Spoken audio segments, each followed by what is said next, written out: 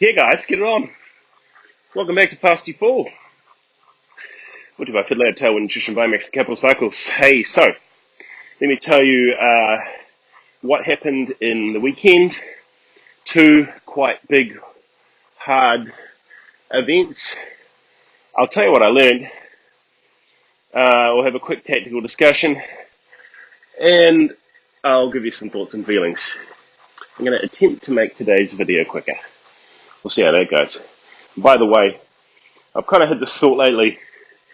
You know, when I listen back to this to try to think what I can improve on, I'm going to make the bits that I think are more boring.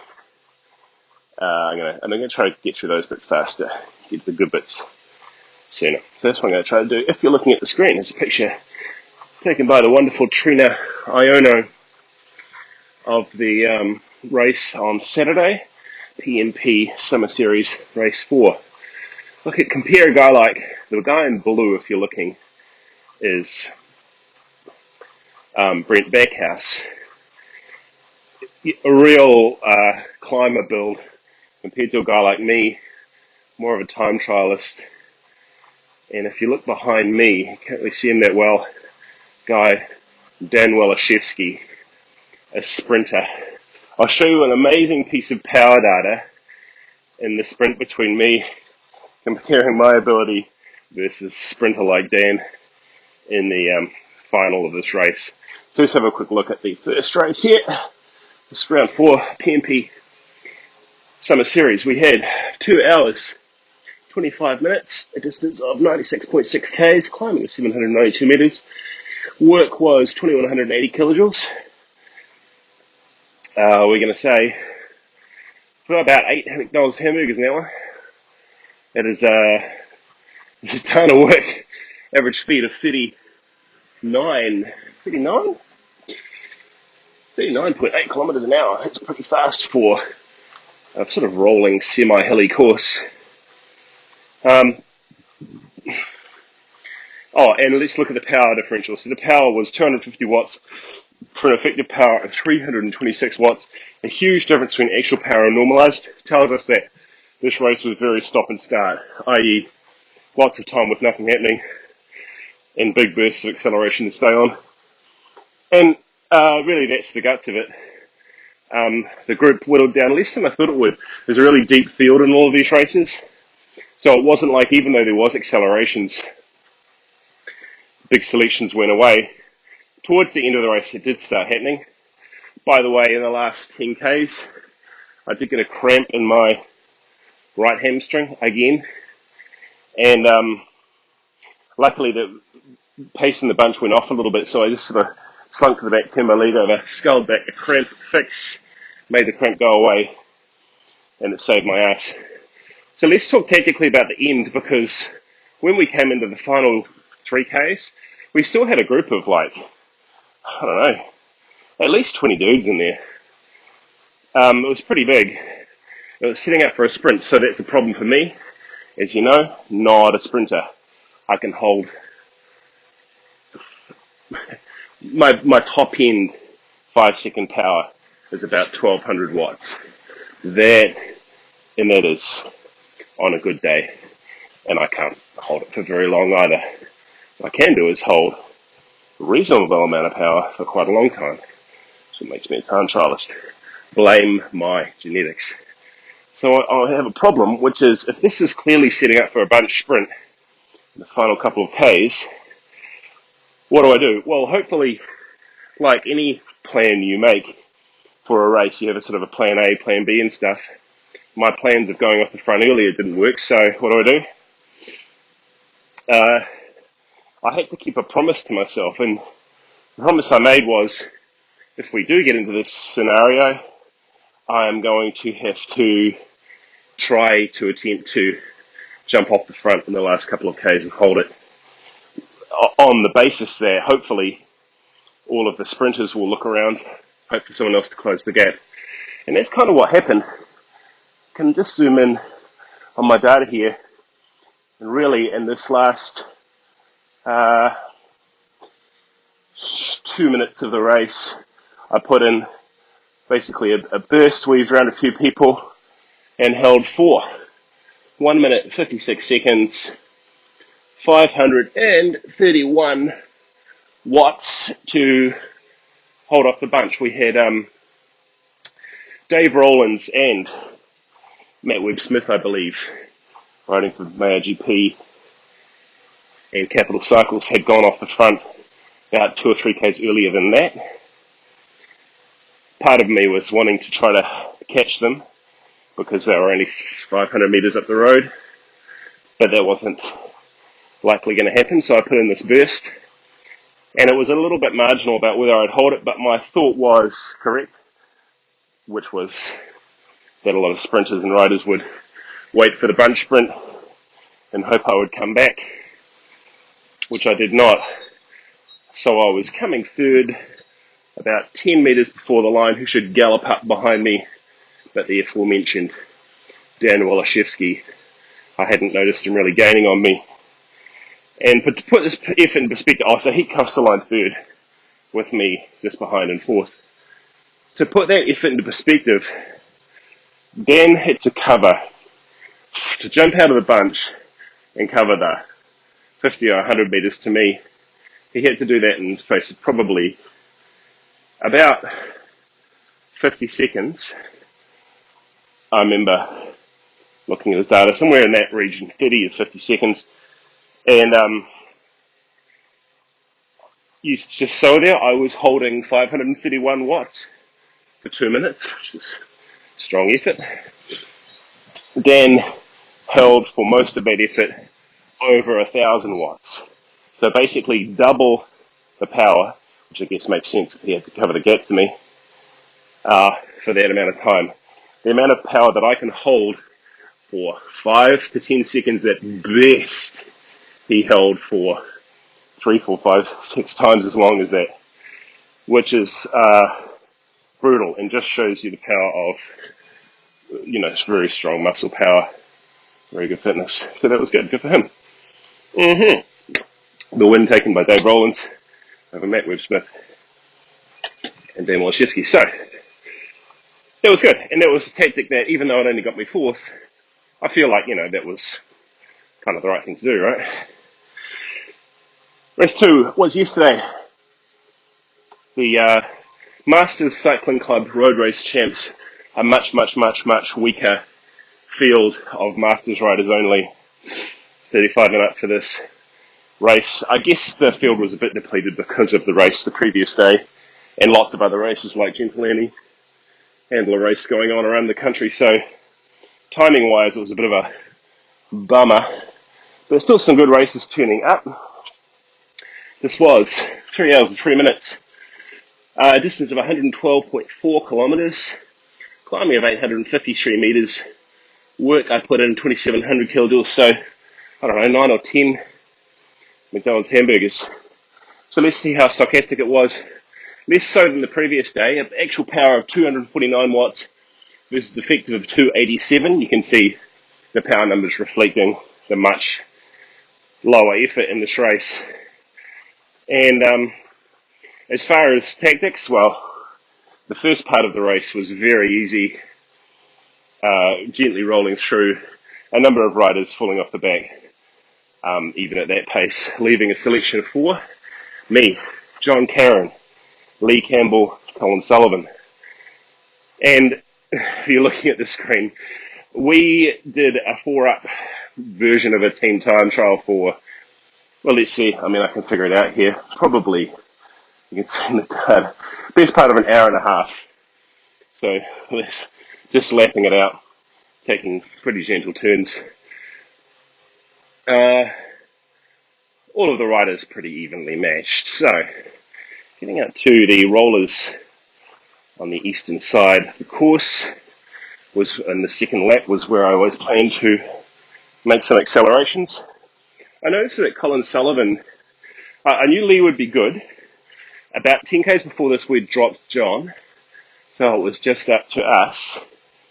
And you can see by around this period here, the increasing intensity and regularity of efforts on the hills, started by Lee and then me, both of us having pushing the pace not to attack pace, just to try to wear out Colin. That worked until here, where I put in what was an attacking burst on one of the last rollers, and was able to really quickly distance both of them for the remainder of the course, really. So again, what are you going to do if you're off the front like that in a scenario and you want to spend half an hour by yourself? You really need to know what the top end of your aerobic power is. I'd be aiming for somewhere between, just because I'm a bit tired from the day before, 300 to 320 watts, something like that. If I look at my data there, take a little slice of 7 minutes of time trialing, 308 watts. Pretty much around where I want it to be. And I was able to take the win. Lee dropping Colin a few Ks after I went, coming in for a good second. By the way, sprinting over the line majestically, soaring like an eagle, and Colin Pencil Solomon coming in third. I always like this event because it is quite long for an amateur event around here. 114 Ks is, or 13, whatever it is, pretty solid.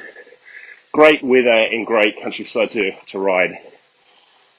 So I know some people probably find that length quite hard, but if you have a tactic which allows you to sort of have a plan and a goal in mind, and that goal might not be winning, it might not be podiuming, might be beating a person or having a time, try to think about what those goals are. And that can help if you're a little bit intimidated by a longer event. Don't just go and turn your legs up and do the best you can. Try to do something a little bit more significant, that's what I'd say. Right. The only other thing to say about the weekend was my thoughts and feelings, which are, I'm always surprised how in a road race particularly, you can sort of surprise yourself with your own strength. Stop when I'm testing clients, I have a thing I tell them when they're doing the lactate test in the final 1 or 2 test sectors when they're at their maximum capacity, which is don't stop when your head wants you to stop, stop when your legs stop. And it will become very clear where that point is, as long as you take your head out of the game. That applies to racing too, because if you've got a tactic in mind, it's probably going to be something you need, a tactic where it's attacking on a certain climb or doing something at a certain time in the race.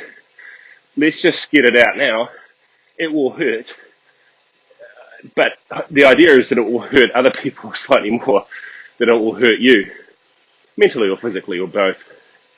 That's why I chose that tactic for the end of the PNP race. I'm not saying it'll always work out.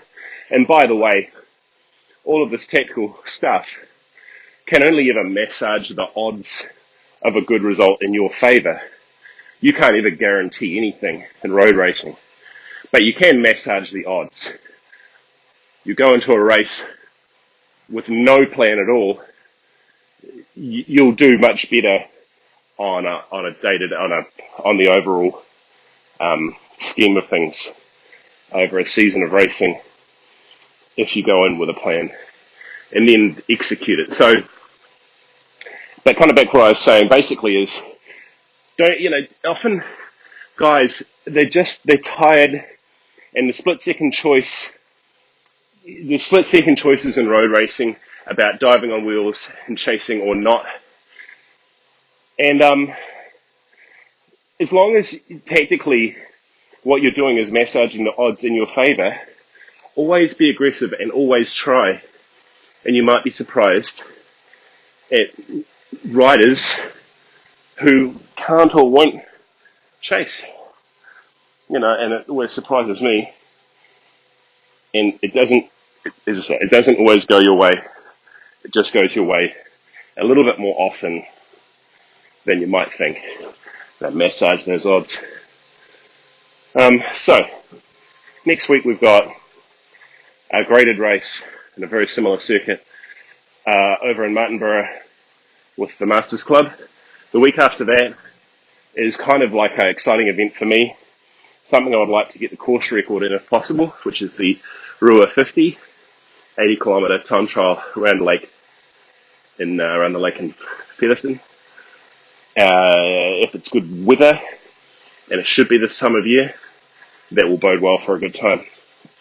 There's another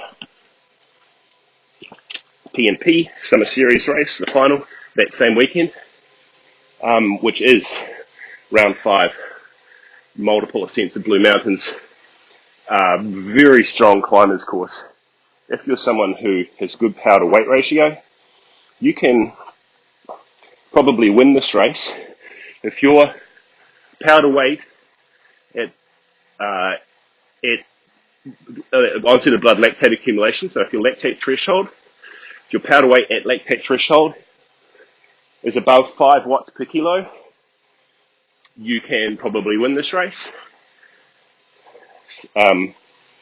So skinny climbers can apply here because Blue Mountains is so decisive and there's so many ascents of it. So try and back yourself if you are one of the slim guys, which is not me. Thanks for listening, and sorry there wasn't a video last week because I stupidly pressed the stop button when I was fishing around for something. It was a time trial. Oh, why don't I just quickly say it was the Masters Age Group Champs 40-kilometre time trial Kahudra. I did a record time, which was good. My previous record and the club record on that course was about 54:40. And I did about 53:40, so knocked a minute off. What did I do? A couple of things. I went full retard on the Aero socks. I got some shoe covers from No Pins in the UK. They are wildly expensive, but they save about 4 watts at 40 kilometers an hour, which is not much, but I'll take. I was using the Aero time trial gloves from Castelli, which are super flimsy, but do save you a couple of watts. I was using the biggest thing, was new, which was the elliptical Q-ring chainring. The good people at Capital Cycles allowed me to use a elliptical chainring on my TT bike for the first time. And if you're familiar with pro racing, you'll know that tons of pros use these in TTs, even though they have no sponsorship agreement. And my power was about 5 watts better than my best. But the pedaling action just seemed more comfortable. I don't know if it really affects your power much, but it does seem more comfortable to have more leverage in the part of the pedal stroke which you are stronger in, where you have more musculature. I think that's the idea around it. And whether that enables more blood flow and less nitrogen buildup in those areas, and then therefore less of the burning sensation, which is related to lactic acid. There's possibly a hypothesis there. But all I know is that it was a good race. Those aero tweaks alone can't account for 1 minute. That's pretty big. Neither can the chainring, by the way. Oh, and there's one more thing. So I'll just say, yes, so I've gone out and I will be changing to the Q rings for time trialing because I enjoyed them so much. They have 5 different positions, which I quite like, depending on where you want most leverage and the least leverage in the pedal stroke. Maybe I'll talk a bit about that later, but I'm going full Q ring. Don't like them for road racing, do like them on mountain bike and TT, lower cadence applications. So that was a cool little finding. And last thing was, I tested out a supplement, which lots of you'll know, called Alanine. Alanine is like a powder. It's not wildly expensive. You can get it from any health food shop or online. It's entirely legal. And it's one of the things that it's a bit like creatine, where there does seem to be some reasonable body of scientific evidence, unlike a million other things, for its efficacy. Again, it's like when you make lots of changes, it's hard to actually know where to nail down what was the big factor in my time trial performance. Maybe it was all connected, they were all helping. But I have noticed, so I produced my best time trial power, and that was immediately after only loading with beta-alanine for a week. So I'm continuing with that, 3 grams pre and post workout to microdose the beta-alanine. If you haven't tried it, you can pick up about 250 grams for $25 or something like that. It's not wildly expensive, about the same price as creatine. When you do take it, not everyone knows this, that's why I'm saying it, you will almost certainly notice a sensation of tingling, more than likely around your hands and face. It's called acute paresthesia, and it is a well-known side effect of taking beta-alanine. I certainly notice it. It's not wildly pleasant, actually. I don't really like the feeling. Kind of like a little bit like that fuzzy feeling of having a numb hand or something. Known to teenage boys across the planet. Here's what I'm saying. Don't freak out. It's the evidence, and it has been used for some time, is that there is no harmful effect of the supplement or the paresthesia, which tends to go away in about 5 to 10 minutes. So that's what I'd say about beta-alanine. I'm going to continue to use it. My repeated power has been good on it. And as long as it's legal, I'm happy to test these things out. Like any supplement, it's only a very marginal gain, if any. But as long as it's not wildly expensive, and there's a decent body of evidence, and there's no harm, I'll keep reporting to you guys on it.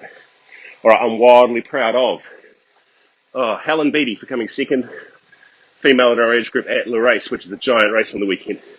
Congratulations, Helen.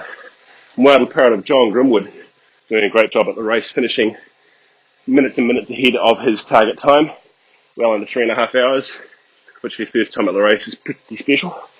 I'm wildly proud of Joan Neeson, one of my riders who only just started time trialing, would have won the club 40k champs last week, but for a mechanical. She did win the club 18k TT champs in December, and she did win in a magnificent sprint by all accounts yesterday at the club road race champs. Joan Neeson is your 2019 18-kilometre time trial champ and road race champ.